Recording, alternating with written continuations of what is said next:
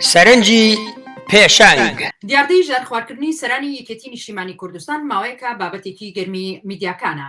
لە سەرکردایەتی یەکێتی نیشتیمانی کوردستان هەریەک لە پاڤێڵ تاڵەبانی، عەتا سەراوی، مەلا بەختیار و حسێن نووری ڕایانگەیاندووە کە ژارخوار کراون لەسەر چۆنەتی و هۆکارەکانی یان ئەو ڕێکارە یاسایانەی بڕیارە بەم هۆیەوە بگرێتە بەر هێشتا هیچ ڕانەگەیەندراوە و هیچ نەبیستراوە. لە ئاستێکی گشتیدا باز لەوە دەکرێت کە ئامانج لەم کردارە تەسفیاتی سیاسیە.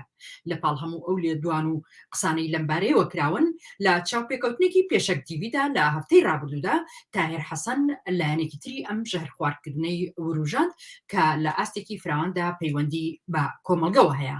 ئەمانە بەرامبەر بە ڕەفیقی 20 ساڵە و 30 ساڵەی خۆیان 40 ساڵەی خۆیان ژەهرکەنە خواردنی یەکتریەوە دەبێت چ ئیحساس و شعورێکیان هەبێ بۆ مناڵانی کوردستان، بۆ کرێکارانی بێکار، بۆ مناڵانی دەستگێڕی سەرکۆڵانەکان، بۆ مناڵانی کە لە ترافیک لایتەکانە ڕائەوەستنەوە مەسوولانە بەلایەنە تێپەڕن کە بە هەزاران هەزار مناڵی بێسەرپەنە و لە مەکتەب نین. مەبەستمەوەیە ئەوان بۆ یەکتری وابن چ بەزەیەکیان بە خەڵکایەتەوە. خەڵک دەبێت بیرێ بەخۆی بکاتەوە. بە بڕوای من کۆمەڵگەی کوردستان خەریکە فازێکی پێشڕۆوە چێتە پێشەوە.